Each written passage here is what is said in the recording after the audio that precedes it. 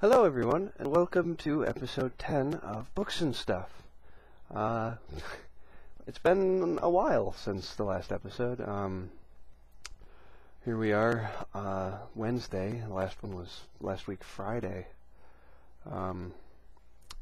I just want to start this one off by saying sorry. Life. I know that I just recorded the second episode of NaNoWriMo Day by Day, so I talk a little bit about this in that one too, but I just wanted to say my bad, but stuff came up, I got lazy, same old story, but I'm back, I'm recording, I'm going to be doing it back, I'm going to try and be getting it back onto its normal schedule. So yeah. Hopefully, the rest of this month goes smoothly. Don't really know. There's a lot going on, what with Nano, and this is kind of a exam-heavy month. I've already had one. I got one next week. Got several papers due in the next couple of weeks. Honestly, once November's done, I don't have a whole lot of school left for this semester anyway. So, kind of jam-packed. But we'll make it through. Will we get everything done? Probably not. And this will probably be, this and Nano will probably be the things taking the back burner. Come the end of the month, I'll still be pushing through them as much as I can, but that's just the way things are going to have to be. In other news, I'm not wearing my glasses in this episode, because I wanted to try it without them on, just because it annoys the crap out of me when I can see my screens on my glasses, so it's got to be, it's going to bug you guys as well. So I'm just going to see if I can't do it like this. I really shouldn't run into too many problems unless I start trying to read things. Then I might have to pop them on real quick. But I think we can make it the whole time without them. So without further ado, I'll jump into the latest book I finished. Another kind of a blessing of this episode being a little later is it actually gave me time to finish The First King of Shannara by Terry Brooks. And I don't actually have it right in front of me here, so I'm not going to throw the cover up for you guys, just because I'm not going to get up.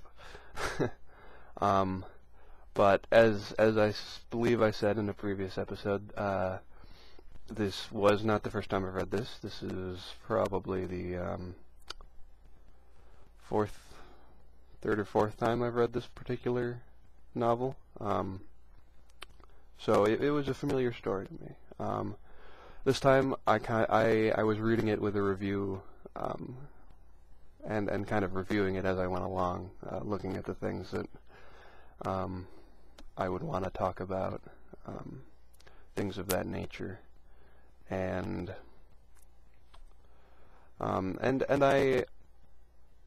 it gave me an opportunity to look at the book in a way that I really hadn't done up until this point. In regards that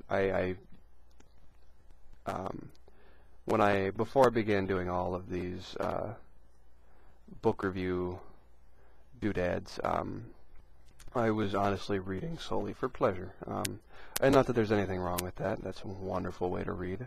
I still do that. I mean, there are books that I have not reviewed that I've read just because I liked them too much, and I really didn't want to start digging into them.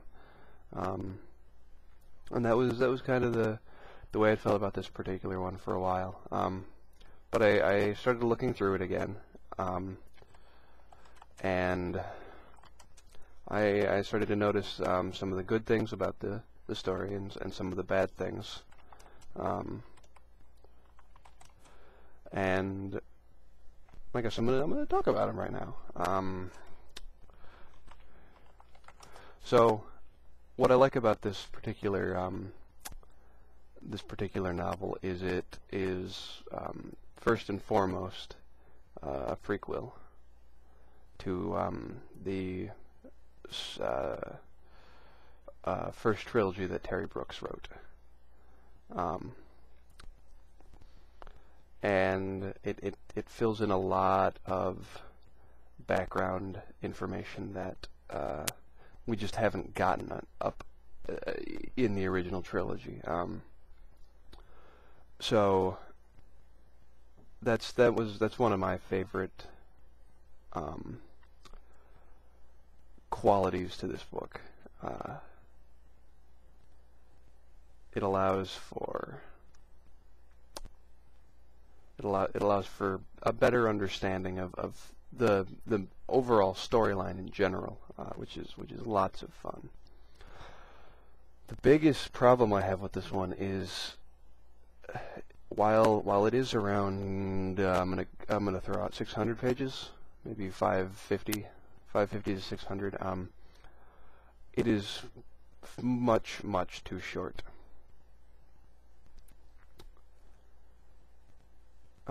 For the amount of story that it covers, the number of characters and plot lines that it branches off into, the story just goes by so fast. I mean, it's a very quick read. You feel it going through. You're like, you read it and it's like, wow, that was kind of a short scene. I thought that was going to be a bit more important than that. Thought they were going to give that a bit more detail than it did. While there's nothing really wrong with the way it is now, I would not have been remiss had this been 1,500 pages long, because it could have been easily longer than that, to be honest. All the things it covered through there, but it was just, I mean, it's a good read. Your generic Terry Brooks book. If you're a fan of him, then you'd like it. If you're not, well, you wouldn't. It's probably fairly obvious. I don't really want to get too much into it because it does kind of have a lot of information that's central to pretty much every other series in the Shannara series, pretty much every other book in the Shannara series. So I'm not going to get into too much detail, but basically the rough plot is there's an evil bad guy named who goes by the Warlock Lord, who's working very hard to take over the world, and a group of druids and a few other people along with are battling to stop this from happening. But the true beauty in this story is the information you learn about the histories of the story itself. So, not something I would recommend. I mean, it is a prequel. You shouldn't. I wouldn't say that it should be read first. If you've already read the entire series, the entire Shannara series, then if you're going for a reread, then I would suggest going through in chronological order. But for the most part, for new readers, I'd start with the trilogy, and then just read from there in publish order. That's just the best way to go about it. And we will end this review with a quote. This one is from one of the main characters named Bremen, and it goes, "Truth comes from belief. Remember that. Truth comes from recognition that it is universal and all-encompassing and plays no favorites. if you cannot accept that into your life, you cannot accept that into the life of others.